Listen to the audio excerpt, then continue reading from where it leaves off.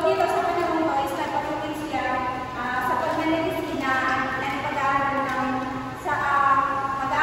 sakit sa mata, which is yung ophthalmology, and sa pamumuno ni Dr. Louis D. Wicker. And also, Rizal was fascinated by European culture, art, and literature, attended concert, opera, theater, and performance, and visited museum and art galleries. So here are the aspects of culture in Europe. So number one is cine. So the number one is cine. So Rizal si the obra maestra ng cine sa mga museo and gallery ng cine sa Paris. And the number two is the music.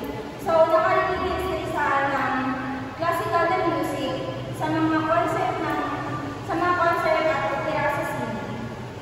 Opera sa Paris. And the number three is literature.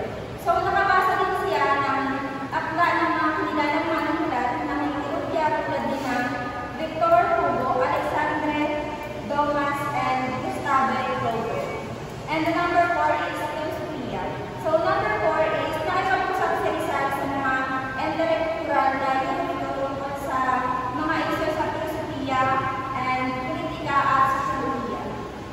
And the number five is the architecture. So nakita rin ni Rizal yung mga gusali at monumento sa Paris tulad ng Eiffel Tower and Notre Dame Cathedral and also Arc de Triomphe. So nakita rin ni Rizal yung kalagahan ng pag-aaral sa kultura ng Europea upang maunawaan ng mga isyu sa Pilipinas at upang makapag-ambag sa pagbuo ng isang makabagong lipunan sa Pilipinas.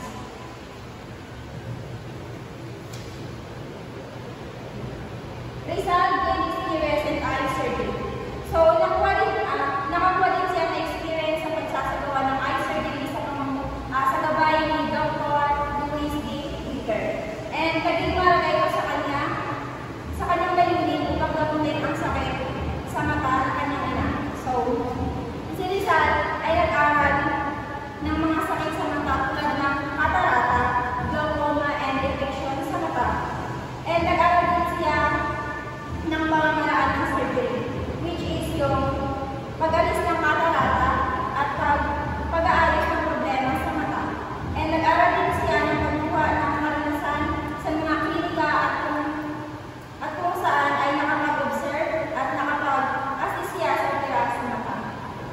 And continue writing and engage in intellectual discussion. So, bukod sa pag-aaral, ipinagpatuloy ni Rizal ang kanyang pagsusulat ng mga sa panahon ito.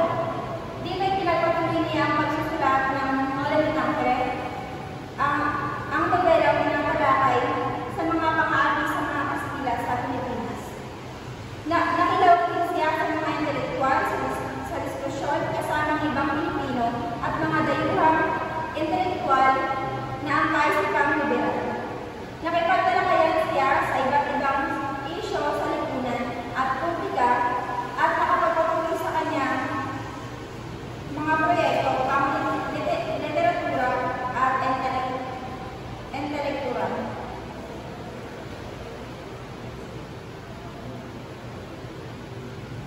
Nag-aral din si Rizal ng mabuti at naging desperto sa larangan ng ophthalmology upang magamot. Sa Paris, tumawag ang kanyang pananaw tungkol sa kalayaan ng Pilipinas at iba pang kolonya sa ilalim ng imperialismong bansa.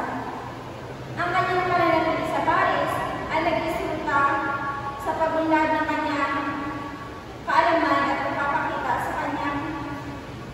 kanyang mga pambansang adhikain para sa Pilipinas.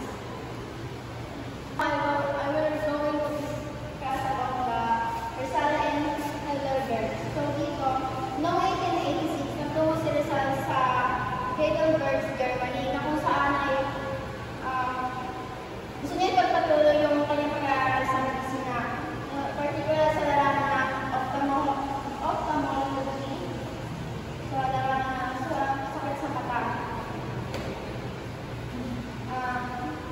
kasali sa kanya is yung si Dr. Otto Wenger, na kung saan ay isang kanya na ophthalmologist sa Edinburgh University. Isang kilalang eksperto sa paggagamot sa sakit sa mata, na kung saan inasa niya nakatulong kay Rizal sa medisina, mga mas malalim sa medical. Nagsanay si Rizal sa ilalim ni Dr. Otto Baker, isang kanya na ophthalmologist sa Edinburgh University, na kung saan kilala siya sa eksperto na sa paggagamot ng mata, na kung saan nakasa si Rizal mas malalim sa medisina. Isa sa naging inspirasyon ni Rizal is yung kanyang mother na si Doña Teodora Alonso Villalonga, kung saan may kondisyon siya sa sakit ng mata. And then, kaya niya sinulat yung Alas Flores de Edinburgh, na kung saan ay hinatulad niya yun sa pagandahan ng bulaklak sa Edinburgh sa palagay ng Pilipinas na nangangahulugan na magpapahayag, magpangulila at pag-asa para sa kalagayan ng kanyang bayan. Now, I will discuss the life of Rizal in Berlin. In Berlin, Rizal started to develop his German and English grammar skills. So, nung nasa Berlin si Rizal is na-start siyang mag-aral ng German language and culture. Then, he also studied and learned the German medical technique. Then, sa Berlin din siya, naging member siya ng Scientific Society. Then, noong 1887, then sa Berlin niya rin nakulit yung first novel na Noli Me Tangere in 1887. So I'm the next reporter and I'll be discussing the key contribution first is mastery of ophthalmology to help his mother. Dito nag-aaral si Rizal na magpuputi at naging eksperto sa larangan ng ophthalmology upang maggamot at matulungan ang kanyang ina kung may problema sa mata. Sa pamamagitan nito, naging malaking tulong ang kanyang pag-aaral sa medisina at nagdala ng ikawa sa kanilang pamilya. Next is his reformist ideas and nationalism. Dito mas pinagtibay niya ang kanyang mga kaalaman patungkol sa pagbabago at tumulong sa pagsulong ng mga reforma para sa Pilipinas. And that is complete Noli Me Tangere exposing colonial abuses. Sa pamamagitan ng pagkumpleto niya sa Noli Me Tangere, dito na naglabasan ang mga kahiwalian at suliranin sa lipunan. Ito ay isang makabuwang pagkilos na magbibigay liwanag sa iba't ibang isyu sa lipunan at maaaring magsilbing inspirasyon sa iba na magkaroon ng malalim na pag-unawa sa lipunan. Let's talk about conclusion. Whereas Rizal taught in Paris and Berlin was crucial in shaping his career in nationalism.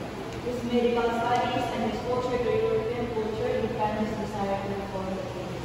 Dito yung pinapakita kung paano binuo ni Rizal yung kanyang career at nationalism. Dito rin makikita yung kanyang kagustuhan na mabago yung Pilipinas at mapalaya ito sa mga kamay na sumakop sa atin. Sa lahat ng mga anak ni Rizal, siya yung tinatawag na utak ng himagsilan kasi sa lahat ng mga naging bayani, siya lang yung isang bayani na gumamit ng katalimuhan or kaisipan. Gamit rin ang kasulatan, hindi siya nagamit ang lahas. Kaya dito ngayon pakita na nabago ni Rizal yung Pilipinas sa pamamagitan ng kanyang mga aklat tulad ng Noli Me Tangere at Philippines. As they said earlier, Rizal's journey in Paris and Berlin, na hindi lang dito nahubog yung kanyang medical skills dahil din sa kanyang journey dito is mas lalo siyang yung desire niya na mabago yung Pilipinas is mas lalo lumalim dahil sa mga nangyari sa kanya